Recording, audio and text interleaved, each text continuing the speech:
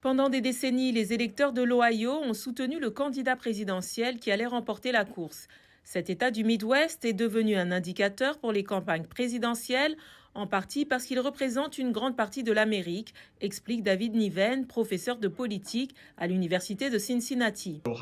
L'Ohio a une base agricole massive, une base manufacturière massive et une diversité économique régionale, de sorte qu'elle a voté comme l'Amérique parce que son économie ressemblait beaucoup à l'Amérique.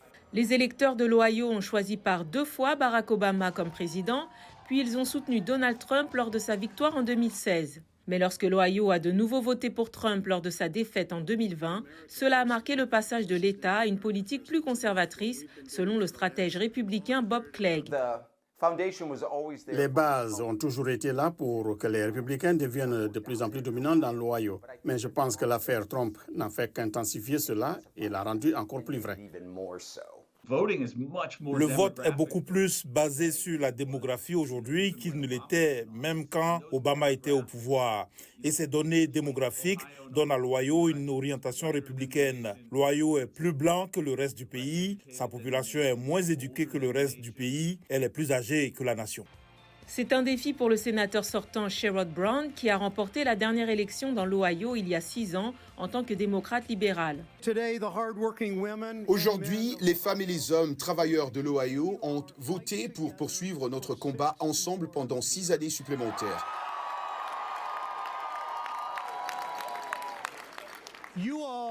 Vous avez tous montré au pays que les progressistes peuvent gagner et gagner de manière décisive dans le cœur du pays. Cette fois, Brown se présente contre l'homme d'affaires Bernie Moreno, les républicains cherchant à renverser le siège et à reprendre le contrôle du Sénat américain. Moreno a déclaré à ses partisans qu'il portait son soutien à Donald Trump comme un badge d'honneur. Je me demande si Sherrod Brown va porter avec honneur ses 99% de votes avec Joe Biden. L'un des points positifs pour les démocrates est la force avec laquelle les électeurs de l'Ohio ont rejeté l'année dernière la tentative des républicains de limiter l'avortement dans l'État. Veronica Ingham, militante des droits reproductifs, estime que ce résultat montre que le vote des habitants de l'Ohio ne tient pas toujours compte de leur parti politique. Les Américains soutiennent le droit à l'avortement et se rendront aux urnes pour protéger ces droits. La nuit dernière, les électeurs ont clairement montré qu'il ne s'agissait pas d'une question partisane. Les habitants de l'Ohio, toutes tendances politiques confondues, ne veulent pas que le gouvernement intervienne dans les décisions personnelles en matière de soins de santé.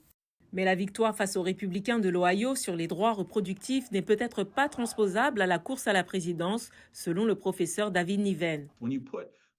Lorsque vous posez des questions sur les valeurs fondamentales sur le bulletin de vote, les habitants de l'Ohio sont des gens ordinaires, modérés ou libéraux. Ce ne sont pas des conservateurs purs et durs. Mais lorsque vous mettez des candidats sur le bulletin de vote, ils votent systématiquement républicains. C'est l'une des étranges incongruités de la politique. Dans cette course à la présidence, la moyenne des sondages d'opinion de Real Clear Polling montre que Trump a 10 points d'avance sur Biden dans l'Ohio.